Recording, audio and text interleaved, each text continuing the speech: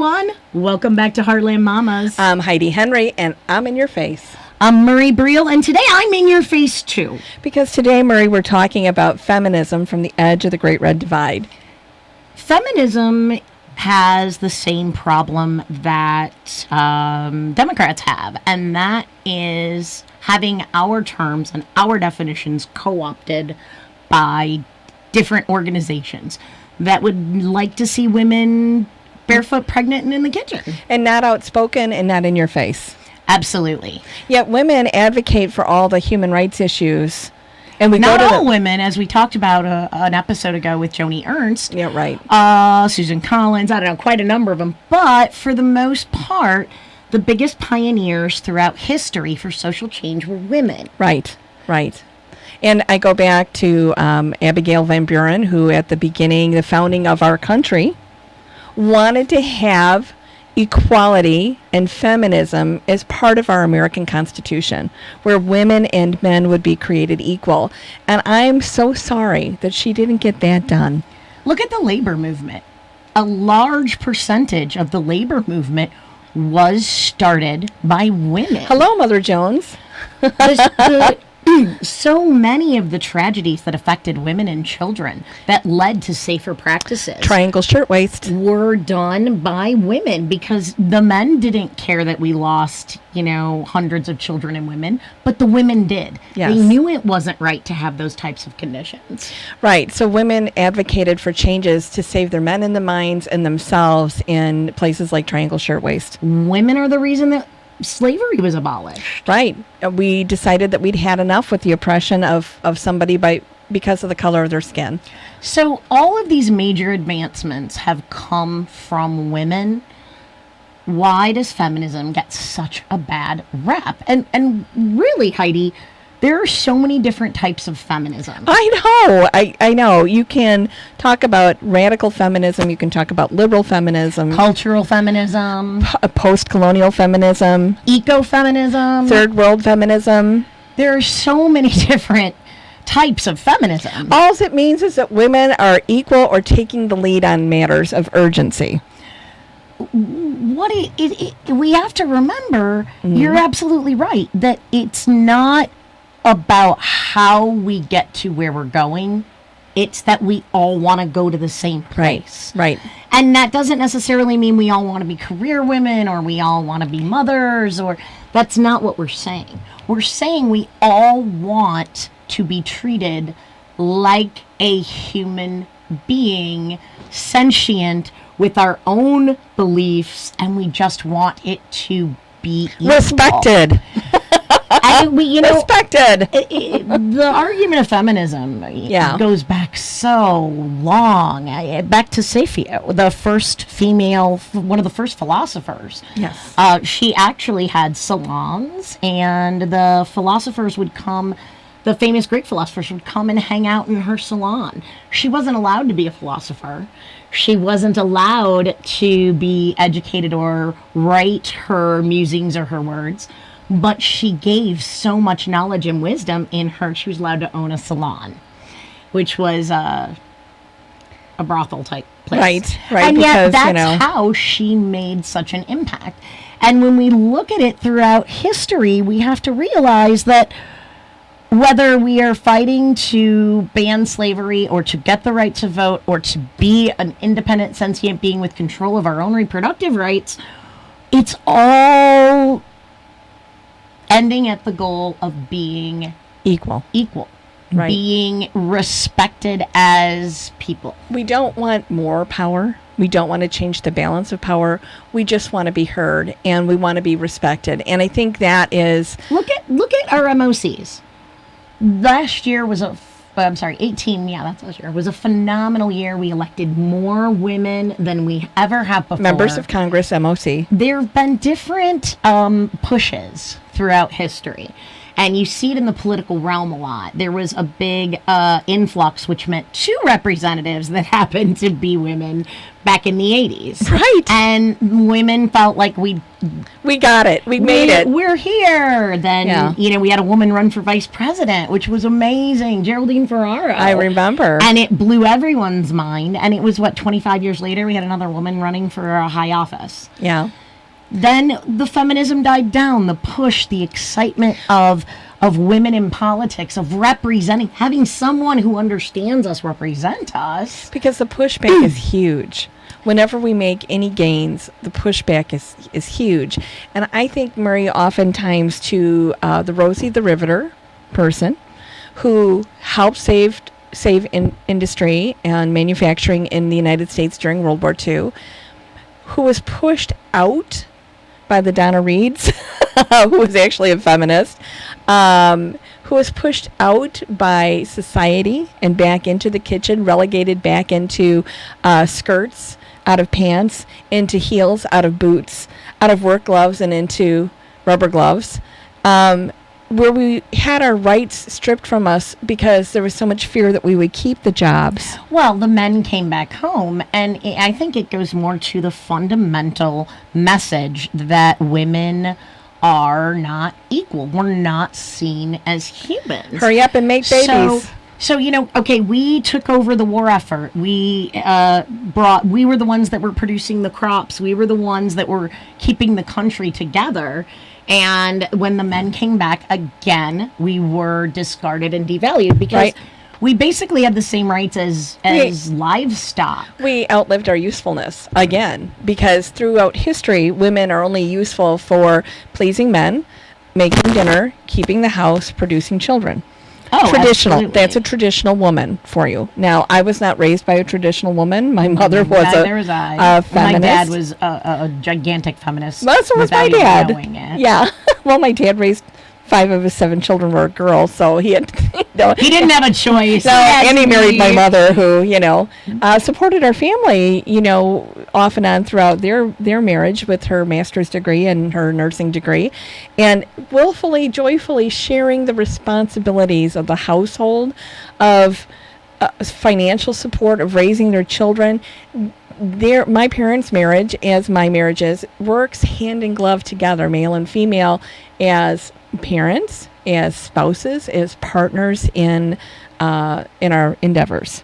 So why is it that we are seeing an influx of women in CEO positions, women in the boardroom, women in executive positions? Murray, I left corporate America in the 1980s. Oh, I know. Because it's not a glass ceiling. It is a reinforced concrete ceiling.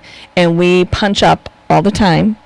And we all know that it's nearly impossible to get through. And when you get through, everybody wants to knock you down. Everybody. And yeah, we're seeing a small increase in CEOs, but how they're perceived as women leaders, they're perceived as bitches. We are seeing a definite increase, but that percentage is still so small, tiny compared to their male counterparts. And whenever we are assertive, and yes, I'll say aggressive because I am an in-your-face kind of a person. I've had to fight my way. Everything I have, I've had to fight for. I've had to earn by the sweat of my own brow, by my own hard work. And I will fight for my position. I'm not going to go back. And being driven back by a man's interpretation of my assertiveness, shame on him. Shame on him, because if it was a man that was in your face, you'd be like, oh, man, he's got it going on. No, honey, I got it going on, and so does she. And that's why we have to keep in mind, again, that even though we've had these successes, we've had women come into Congress, and then the number of women wanting to run decreases because we think, oh, we're getting somewhere. And then we give up. We have these executives, this influx in executives and board members who are women in powerful positions, and we don't want to let that slide. Right. We don't want to let it slide like what happened after World War II. Right. Where we're pushed back. And so the ultimate goal is not, like Heidi said, to be better than. It is just to be seen as equal to. So how we get there is how we get there more important? Or does it really matter? Well, I think it is important how we get there, because I would like to see the support of men because I think it's more sustainable when we're all working together with the same goal and objective.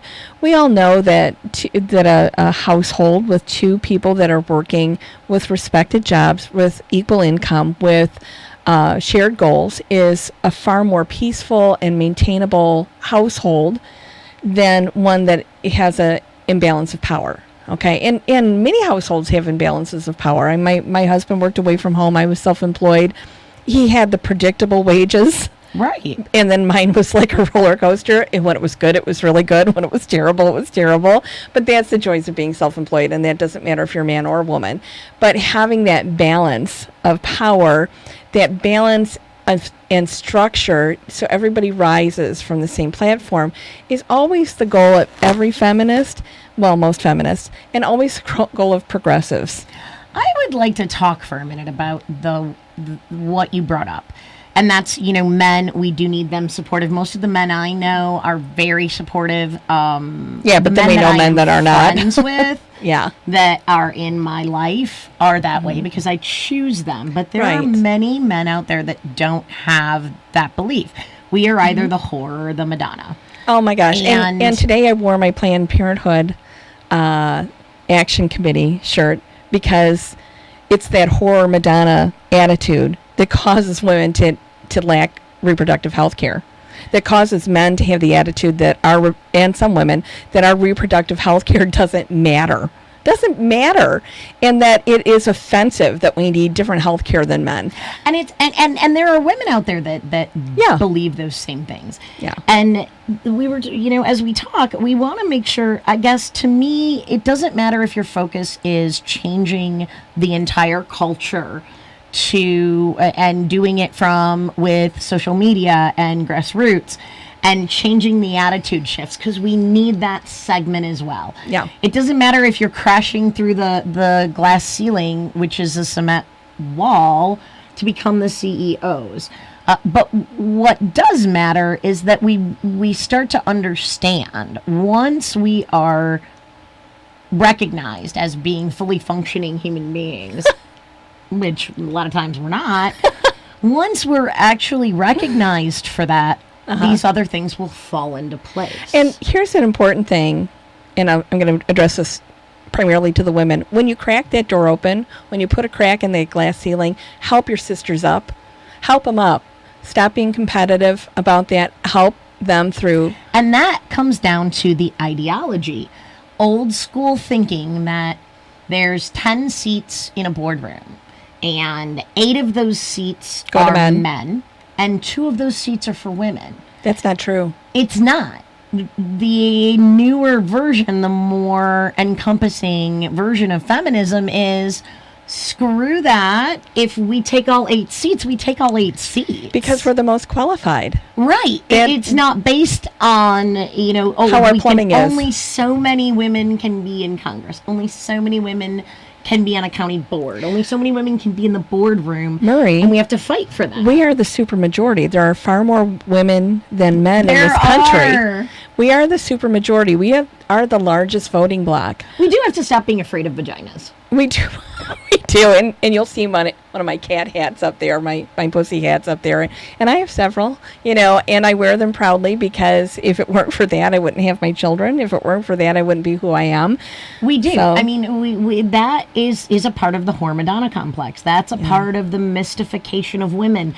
That's a part of why we have these ridiculously insane laws written by legislators who have no medical basis for you saying you can save an ectopic pregnancy. You cannot. You will kill women. And the assault is not. Wow, sorry, I'm losing my voice. That was squeaky. Yeah.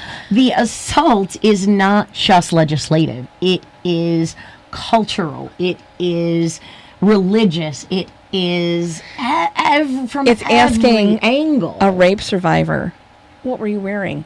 It doesn't matter what you were wearing. It does not matter. Were you drinking? It were doesn't you out matter. The night before? Were you taking drugs? Did you walk through the park? Was there another route you could have taken that wasn't so dangerous? You should get a concealed carry license. That'll protect you. Make sure you have your pepper spray. Right. I hated the fact. Hey, guys, stop raping women. No, Exactly. But we fear women who are strong. We fear feminism. We fear the vagina. It's not a scary It's just thing. biology, Marie. It's just biology. God created us, and I know you hate it when I go down the God road, male and female. That's so we could reproduce. But in between, there's a lot of working to do. There's a lot of living to do. There's a lot of dogs to own. There's a lot of cars to drive. And things can be done by men and women. So, and there are religions out there that push the narrative very strongly. Oh, my gosh. About women who are to be the right hand of their husband and to wait on him and to serve the family and him as they serve their father. I'm going to have to give you my antidote. And we've talked about this before. When I was a young married woman, a young mother. Oh, yeah. I went to, and I can't remember what it was called. It was like Women for Christ. And we had luncheons every month. And we had, dressed up. And the whole thing was, men were supposed to be the head of the household, and women were to be covered by men in social situations, and they were to lead the family. And as a young woman who was raised in a feminist household, who was at that point approaching being self-employed, who had lived through several Me Too movements, I was like, what the hell? And I found out with these women that a lot of times it was an excuse to not do anything that was bold or aggressive or to work outside of the home or to do anything. It was just like an excuse to do nothing. See, and this is the flip side of this is also. And that's not Christ-like, I want to tell you. I remember being in high school and knowing that the faith that I was raised in, I didn't believe in a lot of it because of the misogyny. Yeah. I was raised Catholic. Women can only become nuns. You cannot be a priest. When I was raised, we didn't have altar girls. We didn't have servers that were women. No. But the thing that just blew my mind for as beloved as Pope John Paul was, in the late 80s, early 90s, he canonized a woman as a saint. Is it Teresa? No. I can't remember what her name is, but her story is that she was living with, or she was married, and she had children, and her husband was abusive. Her husband was physically abusive, mentally abusive, sexually abusive. She stayed with him through everything.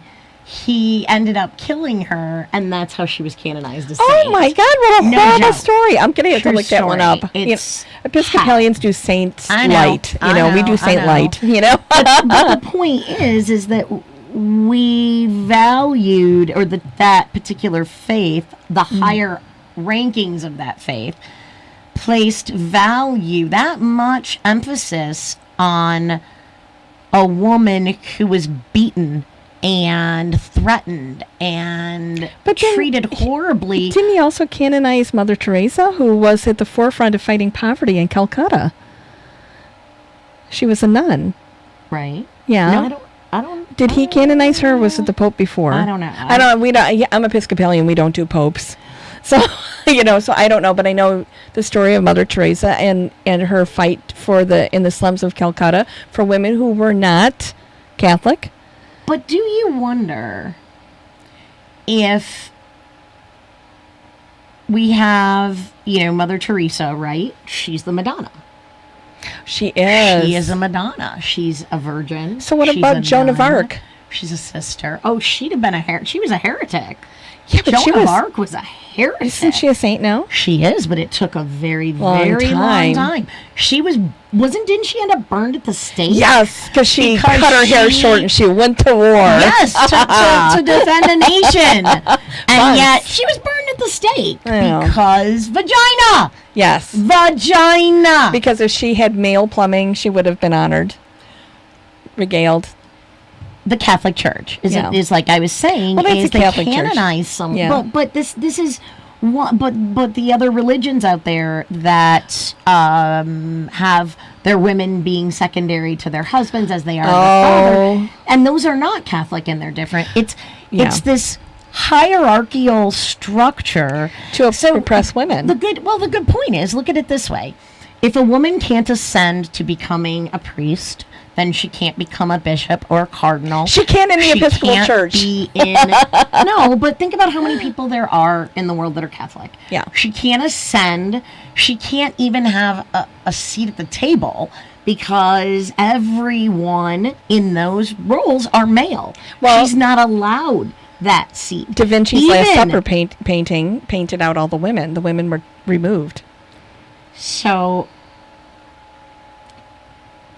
you know, I and when we do biblical training, we realize that if historically Jesus didn't oppress or exclude women from ministry, that was done by the church starting in about the 3rd or 5th century. Well, let's just think about it. You know, the story of Jesus, right? Yeah. Mary was a virgin. But Madonna, she's the original Madonna. Oh, yeah. And then you have Mary Magdalene. And then you have Mary Magdalene, who was a whore. But in reality, Mary Magdalene wasn't a whore. She was a business owner. But History. It doesn't matter. But that's how the Catholic Church changed not it just the in the Catholic 5th Church. century. But we all followed that Bible until the Reformation. You know, so and we can get into biblical studies, and we should probably have. I've got several friends that are Episcopal priests that are also historians. You gotta go beyond the Episcopals here, dear. Sorry, that's all I. That's I know. what my only reference is. Well, the point I'm saying though is that the structure that is in place, the structure that has been in place since the beginning of time, is to keep women subjugated. To either have them be the Madonna or the whore. This is why I always get mad at people who wear high heels, because high heels were meant to keep women from running away from slavery. They were meant to keep women from running away. That's why, seriously, they were a torture device, and yet women willingly wear them. That just pisses me off. It's like, why would you sacrifice your comfort honoring something that was done to imprison you? Oh. Most of the fashions for women were designed. Look at the corset. Oh my gosh, The corset actually misshapen the body, moved organs around, and permanently deformed and disfigured women. Yeah. Women couldn't run. They couldn't do anything in a corset, and that was considered a sign of affluence because you didn't have to do anything. Again, women were to just be sat next to and, you know, be servant to their male counterparts. Well, and the thing is that even fashion defines and restricts women. Absolutely. So I just talked about high heels, and you know, we can talk about all manners of things that women can. I'm a fairly tall woman. Find a T-shirt that fits me that isn't a man's. You know, so I go through this all the time with my clothing choices. I mean, now look at women's products, women's health and beauty products. Yeah, they cost more than a guy's. Okay, I married my 3 boys. They get shaving cream, they get razors, they get, you know, their guy body wash, deodorant. Everything of mine costs exponentially more, 25% and up more than theirs does. And our stuff is always clothes pink. Cost more than theirs do, and there's less of it. Well, at least now legally you can't charge more for shirts at the dry cleaner because of how they button. They used to be, when I was in corporate America, I would have to pay more to have my suit clean than my husband's suit clean because how the button flap was. Seriously, and this is not that long ago. So I guess what we're trying to say is there isn't just room at the table for 2. Right. There isn't just room in the boardroom. And we need to realize the contributions that women have made, the movements forward in the world that women have contributed to, and know that we all have values and we all have the same objective, whether you want to focus on changing it culturally or you want to focus on the economic implications of climate change and how that affects women. All of these things can work together toward the ultimate goal of being treated as sentient beings. I feel it coming. We need to treat each other like that. I feel it coming, Marie. Lift it up. We just want to be valued and respected. We want to be valued and respected. I just want to be considered a human being. I want to be considered that I can make my own rational decisions. Right. One of the things that I find so funny is an old school sales method for home products, whether it's siding or windows, or they will not come out unless my husband is home. Murray, I have bought so many farm trucks in my lifetime. So many. I'm the one that drives the farm truck. Oh, yeah. He drives like a little Honda when he would go to 50 miles and to commute. I drove the farm trucks. When I would drive the farm truck, they would want to put me in the passenger seat and they want to show me the light up makeup mirror. Don't even go there. I want to know what's under the hood. I want to know what's under the chassis. I took my daughter to go look at trucks the other day and they showed her like this little toy truck. I'm like, the girl needs a truck. And so I pointed out, he goes, oh, that's a too much. That's a 1 ton, And I said, she needs to drive this because she knows what she's looking for. And the fact that it is 2019, the fact that your daughter is 25 almost 25, old, yeah, and it's her money. It's her money. It takes more than her own. Hey, this is what I'm looking for. Show it to me. She can't even get the respect. No, sweet little thing. You want this cute little pickup. You don't need that. Don't tell me what I need. She, when she drove the truck, and not the truck, she was like, Mom, I know exactly what I need now. I'm like, yes, but you're not buying it from them. Heck no. And I know, and we're not saying that everyone is like this, and we're not saying that there aren't amazing But men. I've bought 15 farm trucks in my lifetime, and I know exactly how this goes down. And there are amazing men who are incredibly supportive, and we love you all. But what we're saying is that there are so many layers upon layers that keep this ideology of women reinforced. Yes. That we're either like whore or Madonna. The vagina is terrifying, and we don't know what we need. When we stop saying, hey, little lady, you don't need a powerful truck like that. You need a little truck that's just right for your eyes. Easier Let me to show park. you the makeup mirror, right? when we're still facing that, we have so much farther to go. We need to keep our eye on the big picture. And here's the thing, Marie, when we talk about the whore Madonna thing, and in this whole encompassing issue of healthcare, this is the bottom line, the root of the cause, the problem that we have is that we don't have sustainable feminism. And I've always said we have to have sustainable feminism until we can to have sustainable progressivism. Until women are treated with equality, we will never have sustainable forward thinking in this country, because the men in the patriarchy, and this can be some women, are always trying to push us back into our place. And my place is at the head of my business, an equal partner in my family, able to buy a farm truck like that, able to do the same things my husband does, able to care for him when he's ill, right? I absolutely, and even farther than that, just be able to be respected as a person. I know I keep saying this word sentient, but I feel so often as if women's thoughts, ideas, plans are challenged on a level that men's never would be. Right. We get marginalized and challenged on thought processes simply because we have a vagina. We think differently. It is true. Women and men typically think differently, but that's okay. That's okay. Good thing. That's why we work well together. So, don't be afraid of the vagina, please. Don't be afraid of feminists. Don't be afraid of feminists. No, women aren't scary. We just know what we want. And I've told you, Marie, by the time we hit 50, and you're not there yet, we already know what we want. We've already been through it. We've already dealt with it, and we're ready to go on. So we don't have time for that. Let's encourage the men in our lives to be as supportive as they can. I'm doing that with my boys. If you're raising boys, teach them, that being a woman is being equal. Whether you're a woman who likes high heels and corsets, or you're a woman who likes blue jeans and sloth sweatshirts, shout out to my fam, it doesn't matter. You can do both of those and still be a feminist. How you dress. Our ultimate goal is to be treated as equally. People. Yeah. Well, and the thing is that how I dress is not determine my sexuality, does not determine if I'm a feminist or not. It doesn't make me less of a lady because I choose leggings and t-shirts or shorts and t-shirts all the time. It makes me, or less as a woman. It makes me who I am. It's functional clothing for what I do for a living. And I don't care if you're a welder or if you're a farmer or if you're a checker at the grocery store or a nurse.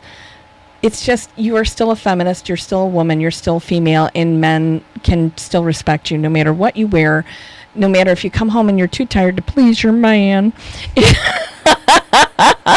no matter, how you keep your house, you are still part and parcel and equal. And it should be there under the law, and it should be respected. Ultimately, I think that the answer to really to getting what we need is putting aside the paths that we take to get there and remembering the most important thing is that we're seen as people, as humans, as equal. And I think that will help with every other disenfranchised group being treated as people. And Marie, we decided to have this conversation because I just ran headlong into a very patriarchal conversation where my opinion was diminished because I'm female. And I felt that very offended by that because I didn't matter. My opinion didn't matter. It didn't matter my level of education, my level of determination, what I had brought to the table. The fact that I wasn't female, the fact that or that I was female, was discounted. Like, you can't possibly understand labor issues because you're female. Are you frickin' kidding me? Are you kidding me? We are a union household. Don't tell me about labor, honey, because we can go to the mat over that. Don't tell me about how gun rights are not respected by women, because they are. Don't tell me that we don't understand reproductive rights, because we really do. Don't tell me these things because you're a man and you know better. That just pisses us off. So when we talk about misogyny, even the smaller things, the little digs, the little layers that are always around us, not even major issues like you're a woman so you can't have a thought in your head and therefore your opinions are invalid. Not even that, but the little things that just compound talking down big things. Yeah. Don't, and this goes back to my state representative that talked down to me and used bizarre talking points to prove that I was not equal to him, that my opinion wasn't as valuable or as good as his. I lost my election. I own it. He won his election. He's not owning that because he's not serving women and children, which is the bulk of his constituency. So when I got angry and when we talked about doing this show today, it was because I didn't have a score to settle, but Murray, he's not hearing women. He's not hearing our voice. He's not. Neither is Joni Ernst, right? Or Mitch McConnell, or Donald Trump, Susan Collins, Donald Trump, Matt Gaetz, Jim Jordan, Lindsey Graham. Oh, we could go on and on. And the problem with that, and it's okay if you're a woman and you are pro-choice or pro-birth. Okay. Yeah. I'm sorry, I don't use pro-life. You're pro-birth.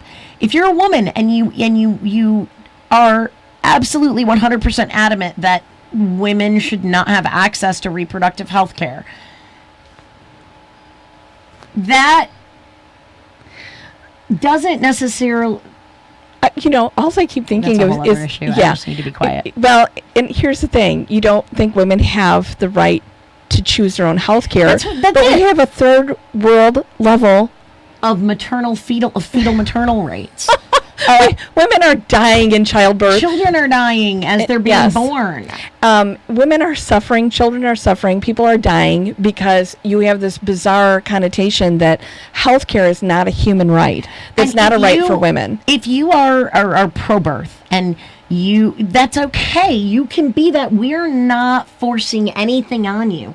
You get to still make the decisions between you and your medical doctor, professional, and your God, your husband, whomever you are subservient to. You get to make those decisions for you, but you have absolutely no right to make them for anyone else, for other people. You don't get that choice. That's not how it works. And especially when you just look at the facts that women are suffering and dying because feminism is not respected, it's not accepted, and it's not part of our greater community.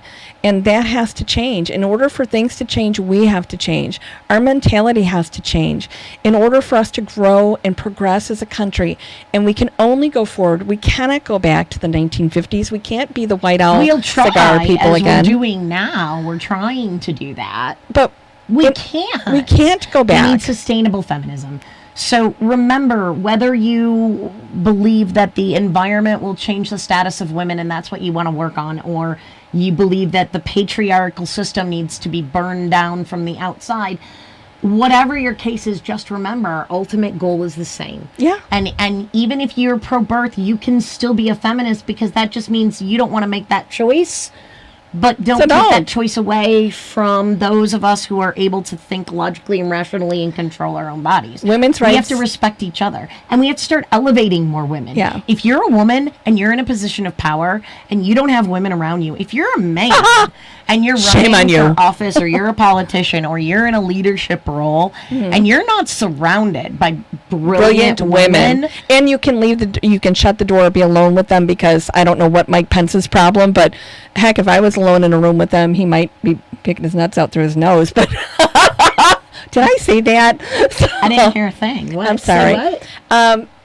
You can be alone with a woman. She can be trusted. But can you? Ultimately, we just want to get this out there that, you know. I told you I'm in your face today. I am too, I'm man. I am really feisty today. But we hope you've gotten a better understanding, and maybe share this with your guy friends, or share it with your woman friends who... And say the word vagina. Yes. Use the word vagina. Don't be afraid of it. Right. Georgia O'Keeffe wasn't. You shouldn't be either. Right. So here's the thing. I personally like VP. Vagina power. That's my little acronym. You know, I just think that we need to start thinking toward our future and trying to embrace this bizarre notion of the 1950s past is killing women and children. It's killing us. So tune in next time, where we'll be going back to the Heartland and talking about some other wonderful states. We're going to Kansas next. Yes, we are. Thank you so much for tuning in. Please like us, subscribe to us, share our message, share with folks that you might not think might be interested, because we have a little something for everybody. Heartland Mamas, MAMAS.com. Tune in. Call us if you'd like us to come out. We would love to come out and see you. Until next time. Bye-bye. Bye.